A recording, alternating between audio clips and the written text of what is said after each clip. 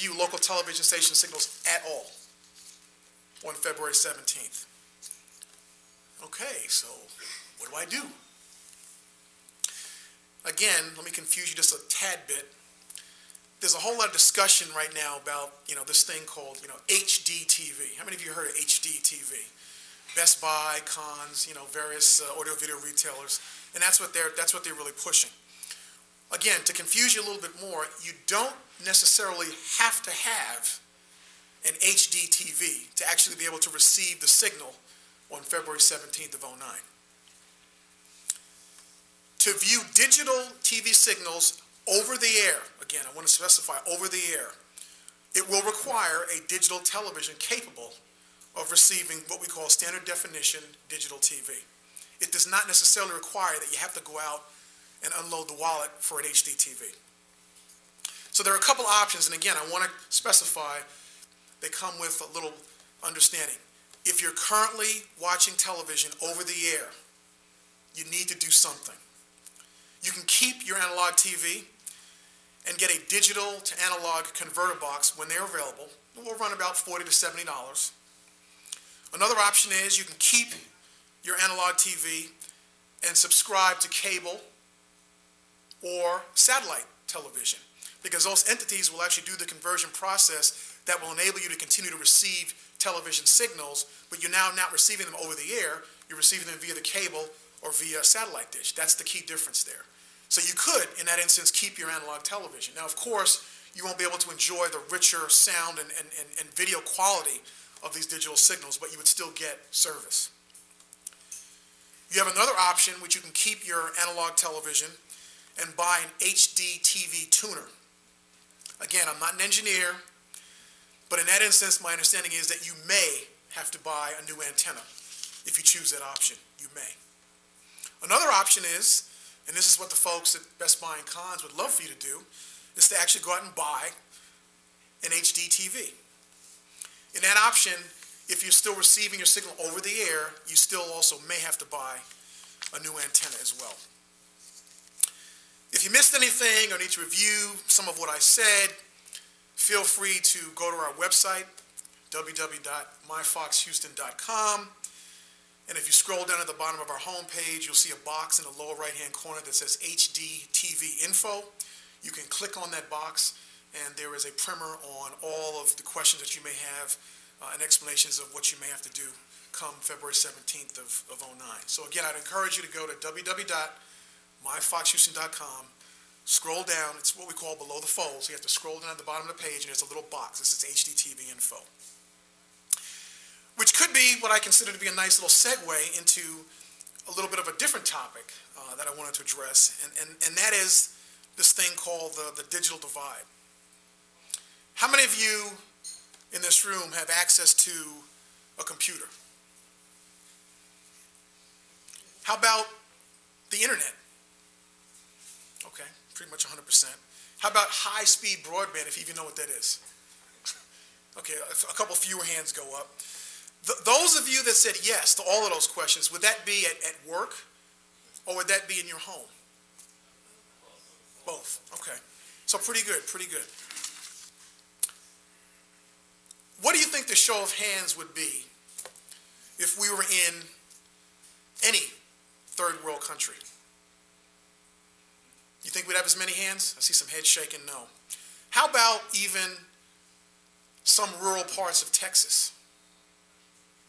I still see some head shaking, no. How about the Sunnyside area of Houston? I still see head shaking, no. Or, a more familiar term, any inner city USA. At the conclusion of my remarks about the HDTV thing, transition, I referred you to our station's website for more information, www.myfoxhouston.com.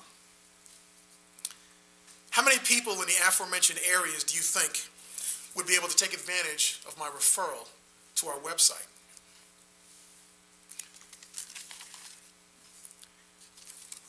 If you were to read parts of the vision statement for our host today, the Gulen Institute, you would see aims to advance knowledge, mutual understanding, respect, and cooperation amongst people from diverse backgrounds, and thus serve all humanity without discrimination.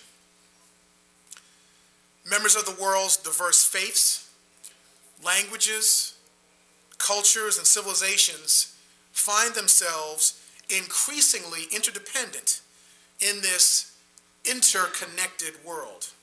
And I stress interconnected. Undeniably, these are all noble visions and worthwhile pursuits for the Gulen Institute as well as humanity. So what of this thing called the digital divide? New words with old meanings, analogous to the haves and the have-nots. Inner-city public schools versus affluent suburban schools. The rich get richer and the poor get poorer.